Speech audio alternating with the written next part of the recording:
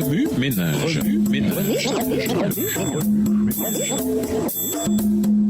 Bienvenue dans votre émission Remue ménage. Nous voilà au lundi 25 avril. Le jeu en valait-il la chandelle? Lisons Ésaïe 59, le verset 19. Ésaïe 59, verset 19. On craindra le nom de l'Éternel depuis l'Occident et sa gloire depuis le soleil levant.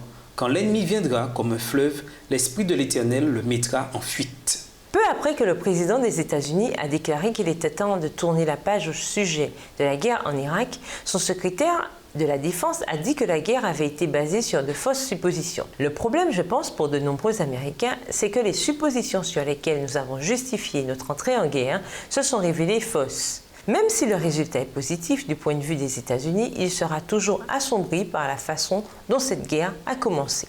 Dans le ciel, la guerre a éclaté sur la base d'une supposition faite par Lucifer. Ceux qui ont fondé leur rébellion contre Dieu sous cette supposition découvriront qu'il s'agit, en fait, d'une fausse supposition. Nous ne comprenons pas, comme nous le devrions, le grand conflit qui oppose les agents invisibles, le combat qui se déroule entre les anges fidèles et les anges félons. Les bons et les mauvais anges s'efforcent d'agir sur chaque homme. Il ne s'agit pas d'une bataille imaginaire.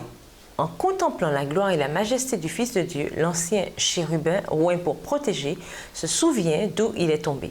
Il se souvient des jours de son innocence et de sa pureté.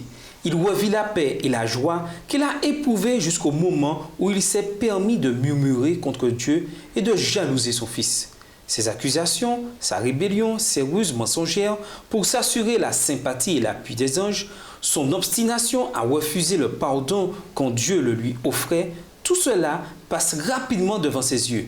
Il récapitule son œuvre parmi les hommes et ses conséquences. Inimitié entre les hommes, haine, guerre et carnage, naissance et chute des empires, longue succession de tumultes, de conflits et de révolutions. Il voit l'impuissance de ces infernales machinations contre ceux qui ont placé leur confiance en Jésus. Le royaume qu'il a fondé, fruit de ses labeurs, n'a été qu'une suite d'échecs et de ruines. Et une question terrible jaillit dans son esprit. Le jeu en valait-il la chandelle? En un contraste puissant, courons résolument la course qui nous est proposée. Gardons les yeux fixés sur Jésus, dont notre foi dépend du commencement à la fin. Il a accepté de mourir sur la croix sans tenir compte de la honte attachée à une telle mort parce qu'il avait en vue la joie qui lui était réservée.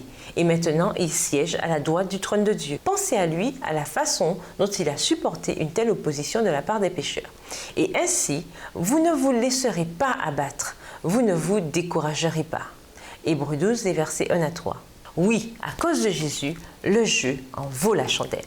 Au revoir. Et à demain si Dieu veut. Remue ménage.